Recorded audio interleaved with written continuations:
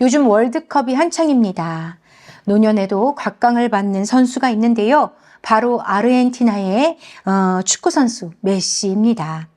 그는 사실 성장에 문제가 있어서 다른 선수들에 비해서 체구가 작을 뿐 아니라 발 빠르게 움직여야 하는 이 경기에서 오히려 천천히 걸으면서 상대의 흐름을 파악하죠.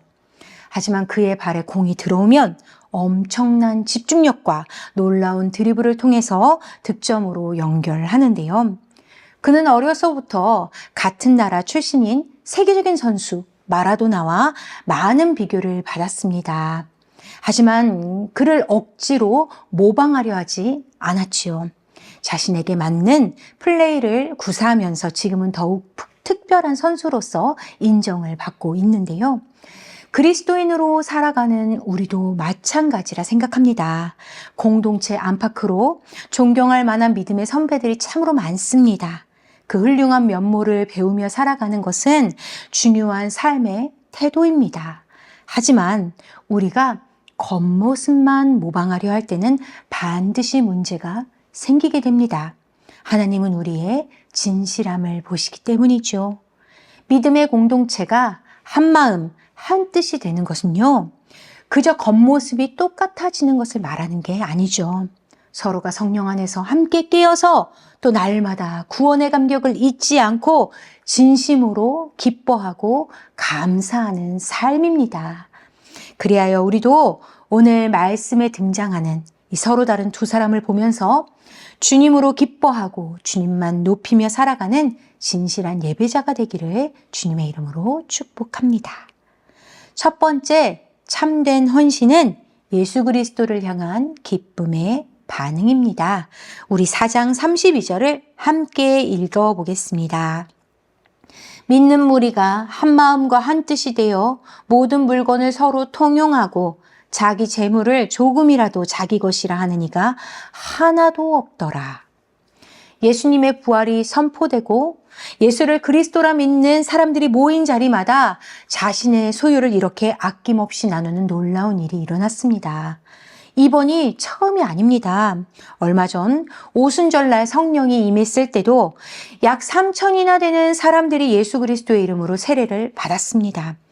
이들 중 다수는 오순절 절기를 지키려고 다른 지역에서 예루살렘으로 온 사람들이 많았는데요. 예수님에 대한 가르침을 더 듣고 싶어서 삶의 터전으로 돌아가지 않고 이곳에 남아 있었습니다. 그리하여 날마다 함께 기도하고 또 교제할 때 그 나눌 떡을 위한 재정이 필요했고 그때 사람들이 자발적으로 자신의 소유를 나누었던 것이죠.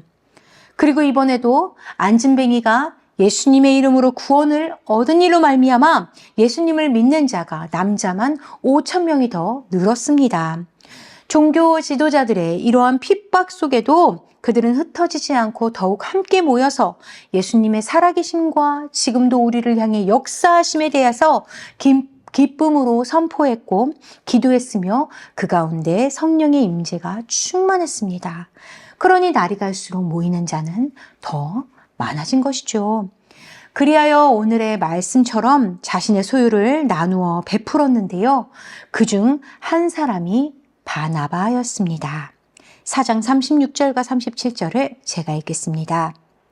구브로에서 난 레위족 사람이 있으니 이름은 요셉이라. 사도들이 일컬어 바나바라.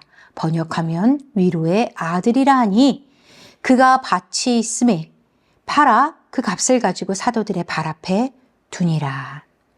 구브로는요, 예루살렘에서 지중해를 건너서 북서쪽에 위치한 키프로스 섬입니다.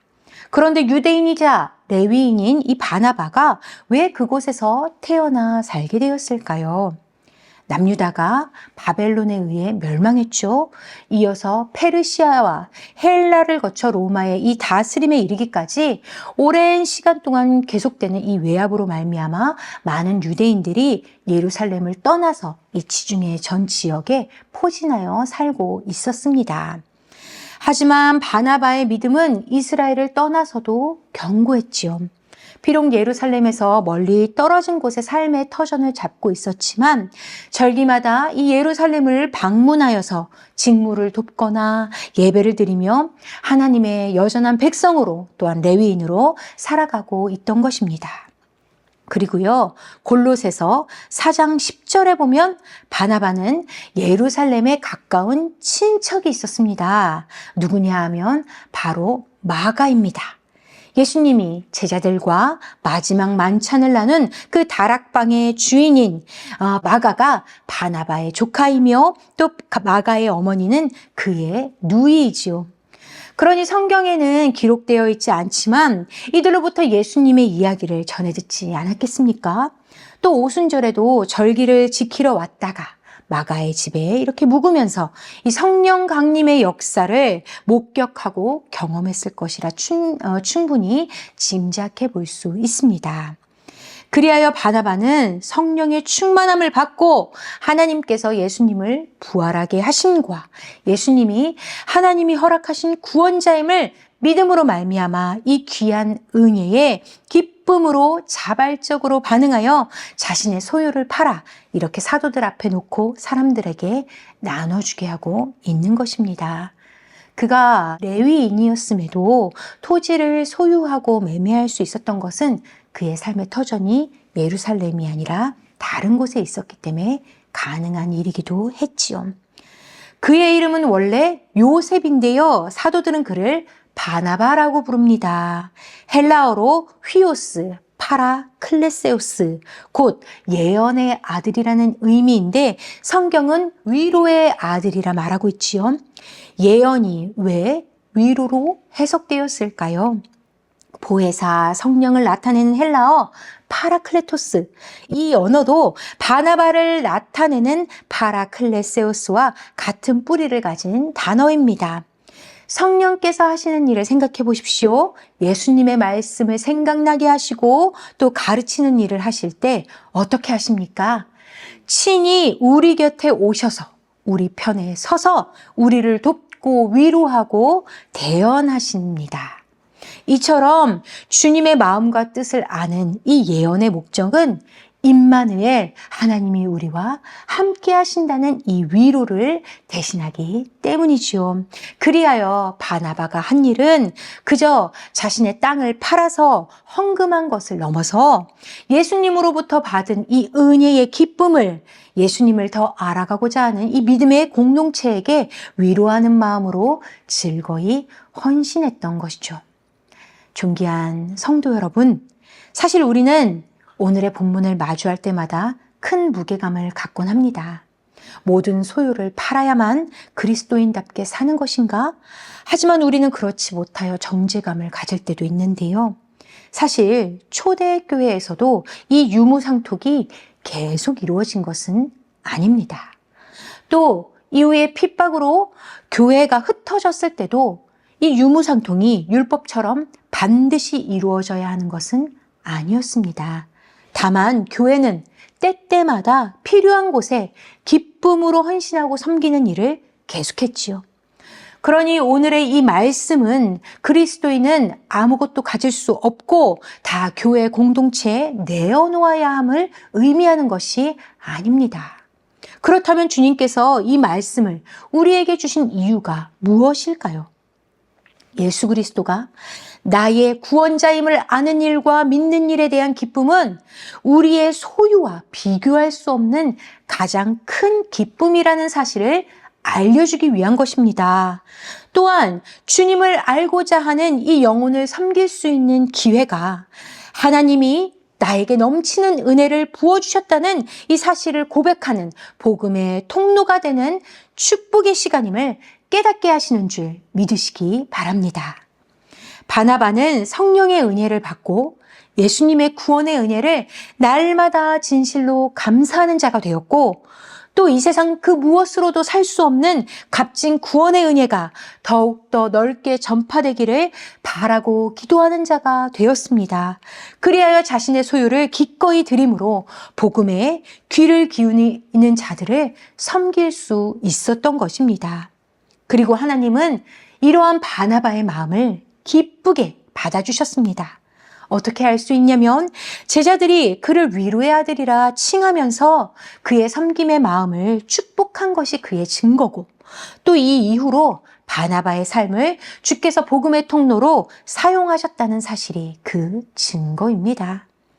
앞으로는 우리가 이 말씀을 볼 때 나는 이렇게 하지 못하는데 하며 움츠려들 것이 아니라 금은보화로도 살 수 없는 존귀한 주님의 구원의 은혜가 내게도 주어졌다는 사실에 진실로 감사하기 원합니다. 그리하여 나를 찾아오신 주님의 은혜를 아낌없이 흘려보내주는 거룩한 복음의 통로로 살아가시기를 주님의 이름으로 축복합니다. 두 번째, 참된 믿음은 겉모습이 아니라 진실한 마음입니다. 5장 3절과 4절을 함께 읽겠습니다.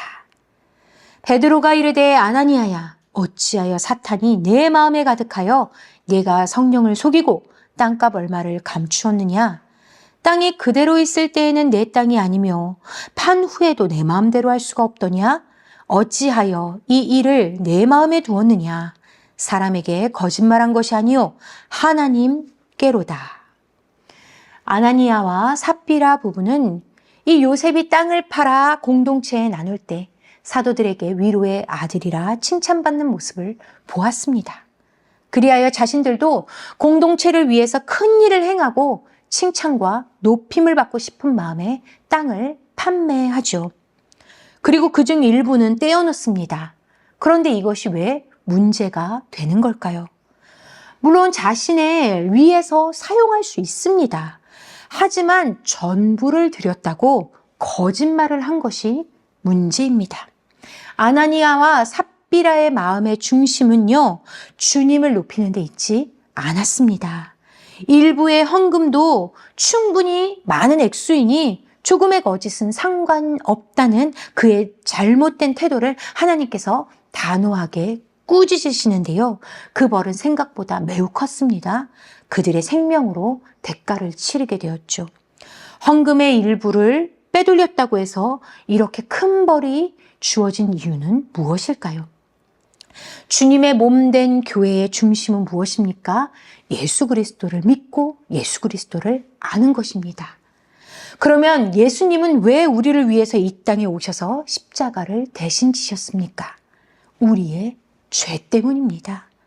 우리를 주님의 보혈로 씻기시고 거룩하신 하나님과 다시 하나가 되게 하시려고 십자가에서 죽으셨고 또 부활의 첫 열매가 되셔서 우리에게 영원한 생명을 약속하십니다. 그런데 이러한 주님의 몸된 교회 안에서 거짓과 자랑으로 자신의 선행을 크게 부풀리는 것은 예수님께만 집중되어야 하는 그 시선을 사람과 재물로 이끄는 우상숭배의 문을 여는 것이죠.